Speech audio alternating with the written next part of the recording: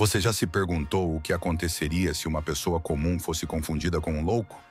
Na cidade de Barbacena, Minas Gerais, essa pergunta não é hipotética.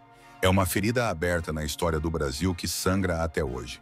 Imagine ser arrancado da sua casa porque alguém te considerou diferente. Sem diagnóstico, sem crime, sem chance de defesa. Foi exatamente isso que aconteceu com milhares de brasileiros no Hospital Colônia de Barbacena, palco de um dos maiores crimes contra a humanidade já cometidos em solo brasileiro. Entre as décadas de 30 e 80 do século passado, mais de 60 mil pessoas perderam suas vidas naquele lugar. Não estamos falando de um campo de concentração nazista, mas de uma instituição financiada pelo Estado brasileiro. Um local que deveria tratar e acolher, mas que se tornou um depósito de indesejados. O trem que chegava à cidade ficou conhecido como trem de doido. Trazia pessoas de todos os cantos do país. Não apenas doentes mentais, que já seriam tratados com brutalidade, mas também mulheres que engravidaram fora do casamento, homossexuais, prostitutas, filhas que desobedeceram aos pais, mendigos, órfãos e qualquer um que fosse considerado um estorvo para a sociedade. Ao desembarcar, os pacientes eram despidos, tinham a cabeça raspada e perdiam sua identidade. Muitos sequer sabiam o próprio nome. Foram rebatizados com apelidos genéricos, reduzidos a corpos sem história. Dormiam sobre capim, no chão frio, amontoados em pavilhões superlotados.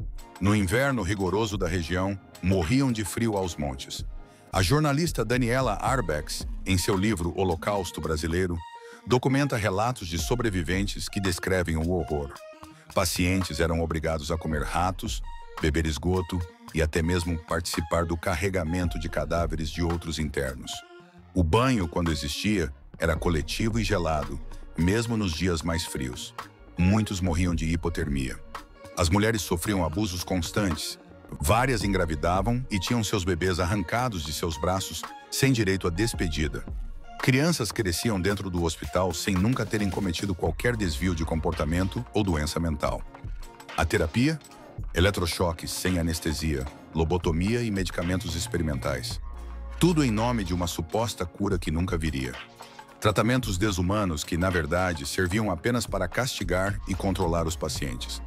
Era comum encontrar corpos nus pelo pátio do hospital todos os dias. A morte era tão banal que os cadáveres eram vendidos para faculdades de medicina sem qualquer documentação. E quando faltavam compradores, os corpos eram decompostos em ácido para que as ossadas pudessem ser comercializadas. A fome era uma constante. O Hospital Colônia recebia verba por paciente, mas o dinheiro raramente se convertia em comida adequada.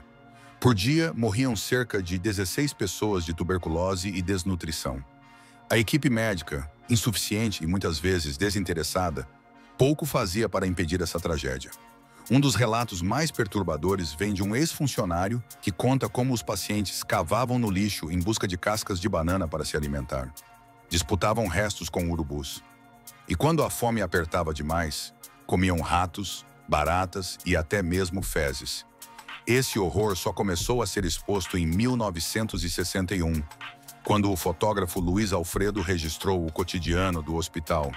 As imagens chocaram o Brasil e o mundo. Em uma delas, um homem nu, esquelético, parece implorar por socorro. Essa foto se tornou um símbolo do descaso e da violência institucionalizada. O jornalista Helvécio Raton produziu um documentário chamado Em Nome da Razão, que mostrou ao Brasil a barbárie que acontecia em Barbacena. As imagens de pessoas nuas, cobertas de fezes, abandonadas em celas escuras, despertaram a indignação pública. Foi só na década de 80 que o psiquiatra italiano Franco Basaglia, pioneiro da luta antimanicomial, visitou o Hospital Colônia e declarou ter visto um campo de concentração nazista. A comparação não era exagerada. Os números de mortos superam os de muitos campos de extermínio da Segunda Guerra Mundial. A reforma psiquiátrica brasileira ganhou força após essas denúncias. Lentamente, o modelo de internação compulsória começou a ser questionado. Mas para dezenas de milhares de vítimas, era tarde demais. Vidas inteiras foram desperdiçadas entre aqueles muros. Sonhos foram apagados, identidades foram roubadas. Há sobreviventes que passaram décadas no Colônia e que, Quando finalmente libertados, não tinham para onde ir. Sem família, sem documentos, sem história. O próprio hospital se tornou o único lar que conheciam, mesmo sendo o palco de seus piores pesadelos. O que torna essa história ainda mais trágica é que muitos dos internos não tinham qualquer transtorno mental. Eram pessoas comuns que cometeram o crime de serem diferentes ou indesejadas em uma sociedade conservadora. Homossexuais, mães solteiras, mulheres que se negaram a casar com homens escolhidos por suas famílias. Bastava uma assinatura em um papel para que alguém fosse sentenciado a uma vida de tortura.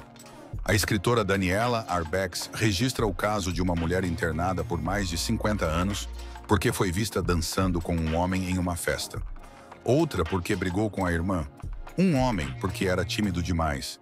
Uma mulher negra, simplesmente por ser negra, em uma época de racismo explícito. Quando pensamos em grandes atrocidades da história, raramente lembramos do que aconteceu em Barbacena. Talvez porque as vítimas fossem os marginalizados, os esquecidos, aqueles que a sociedade já havia descartado.